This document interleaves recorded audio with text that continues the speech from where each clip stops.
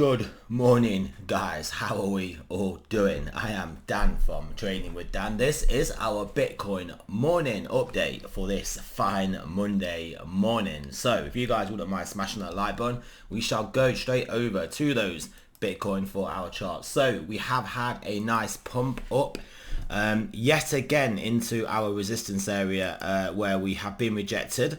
So yeah, another test into it. Obviously what we had was the Fed leak guy, the Fed leaker, the leaker, the guy that basically gets told by the Fed to what to tell the market. So in a highly market manipulated way. It is a bit wild. Just give some private individual just some knowledge into Fed policy for him to go and leak. And I mean, is he buying calls based off the information he gets told? Is he telling his friends what he's gonna say? Is someone making money from this? Who knows? But yeah, apparently it is a legitimate form of Fed communication. And then a Fed official then just comes out and backs up his statement, just further ratifying the fact that the guy is basically an unofficial official Fed mouthpiece. But yeah, anyway, so what was said basically that the Fed is considering easing off the rate hikes in December, which is basically December's not far away. So they obviously are fully aware that the bond market is set to go no bid at some point. This is the US bond market. I mean, the UK bond market already went no bid. So if we just go over to US 10-year, you can see it is just an absolute max pain trade. We did obviously ease off a little bit from that Fed speak, or I say Fed speak, I mean Wall Street Journal speak stroke Fed speak. But yeah, I mean, is it still looking bullish? It fully is. Is this looking like a reversal? It is not at all. If this continues marching higher, it will end up going no bid, and there will be a massive sell-off, and there will be big problems, as this is the bond market. This is the biggest market there is out there. This is in dollar value exponents larger than the stock market. So this is massive basically destruction of capital, destruction of wealth, destruction of just everything. I mean, well, not everything, but yeah, I mean, so yeah, it's not good, and this is basically what the problem is. So yes, if you want to look at an oil chart as well, it is not pricing in great things here. Dollar index, whilst it did have a bit of a pullback off that, it's still looking relatively constructive here. I mean, it's having every opportunity to reverse and trade lower, and it isn't doing so. So I mean, you could view that as bullish. Also, I mean, the one thing that I do think does actually look bullish in this at the moment, which is strange, it's just equity markets. This does look like it is putting in a decent low here. For at least a medium term move up. Maybe it just gets us up to the top of this trend line. Maybe it only gets us to around 4k. Maybe this is the bottom. We do power through here and then trade onwards and upwards. But either way, this is not looking like it's gonna continue lower in the short to medium term. Which, like I said, if we look at it in the face of oil, look at it in the face of the dollar looking relatively bullish still, the 10-year still looking bullish. I mean, it's a bit of an odd one out. It's a bit of an odd one. We do know that retail basically hasn't dumped their equities. So I mean, that is one of the things the Fed is trying to do.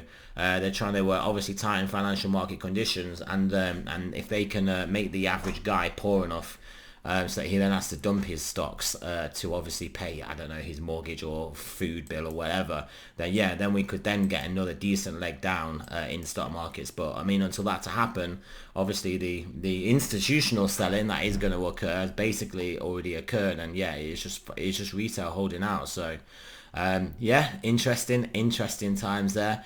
What else do you want to have a look at on here? Not too much. If you want to look at the UK, just because obviously this was a bit of a driver. The cable pound against the dollar is looking like this could be a low. Is looking relatively constructive here. And then also if we go over to that that UK 10-year gilt yield, if I can find it on here, where is it? Yeah, here it is. It is also looking like it doesn't want to continue lower from this point now. So yeah, I mean, if the Fed is going to pivot, that is clearly going to, I mean, and by pivot like obviously sort of indicates a 180 as in a pivot, as in a turn in the opposite direction, but it's more so the rate of change. So it's the rate, if the rate of change pivots, so it's not like the Fed is going to start cutting, it's the rate of change of the increases is then gonna pivot, and as in start to come down, that rate of change, rather than the rate of change which has been going up. That is the real pivot. Everything is always a second derivative. So yeah, the rate of change, it changes, pivots. Then yeah, that is a good enough Fed pivot. That is good enough realistically to put a bottom in these markets, and then we maybe gradually climb our wall of worry. And then yeah, just go onwards and upwards. But lots of difficult times ahead though. Clearly after this, if we do lose this support level in stocks, in the S&P, then it will look particularly bearish if we can't maintain above here. But I mean, I think at least until the Fed speaks next week, we have the rate decision next week, I think on the 2nd, then I think realistically there is going to be we should hold this and just continue relatively bullish, as long as there's no spanners thrown in the works, which I don't think there will be until the Fed speaks. I mean, I don't know. Do we want to look into it too deeply? Is the Fed just trying to goose the markets to then try and squeeze in another raise, another 75 basis point raise, and then maybe some hawkish talk in the next Fed meeting, but it wants to give itself some leeway in asset prices? But like I said, it's potentially going to get that leeway in the stock market, but it isn't looking like it's going to get that leeway in what is the more important bond market, the US 10-year. So I don't know realistically. I mean, yeah, if they come out, yeah, it's just this is just massive capital destruction, and it's also obviously one of the base rates that obviously people and corporations have to borrow money at, and if they've been used to free money, and you can literally get over 4% with the Fed, with the safest creditor. I mean, what borrowing costs are you going to need from a company in an environment of increasing borrowing costs, and where you can get a decent yield at the Fed? I mean, it doesn't even bear thinking of. The problems that we've got going on here. At the end of the day, we live in a fiat financial Ponzi system. You can't taper a Ponzi, as Max Kaiser says. You can't taper this. I mean, that's why every QE never ends, and every additional QE ends up being a lot larger than the previous one, because we are literally reflating a Ponzi scheme here. So yes. What else? Let's have a look at stochastics this morning. 4-hour is looking like it's going to give us some downside. 12-hour looking like it's going to potentially turn over, so it could give us some downside. Daily is not looking bad though. Daily is not looking bad. Buy daily, I mean, not looking too bad. 3-day down there, but looking to try and turn up. This 5-day though, if we look at this chart, this 5-day is looking good. And you can see we've got a bit of bullish divergence there. We've got a lower low in price, and we've actually got a higher high in higher low, sorry, in where the stochastic came down to. So we've got a bit of bullish divergence, and we're going to turn up from a low level. So I mean, this is what I kind of mean. We could be looking at a decent move up in risk assets, and then weekly also you can see weekly turn up as well, and pretty much similarly. I mean, I guess if we are looking at closers here rather than wicks, but yeah, if we're looking at closers, the closers here, we've had lower closers in this move down.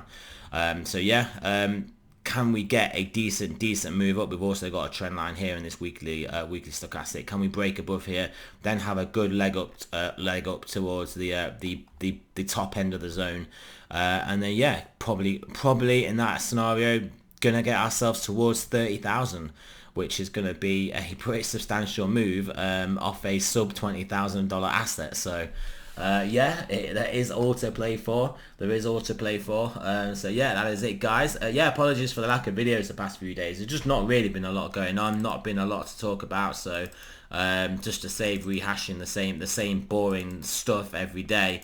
We just basically just gave the videos a bit of a miss. So yeah, that is it, guys. Remember, this is not financial advice. I'm not a financial advisor. Always do your own research, and I shall speak to you guys soon.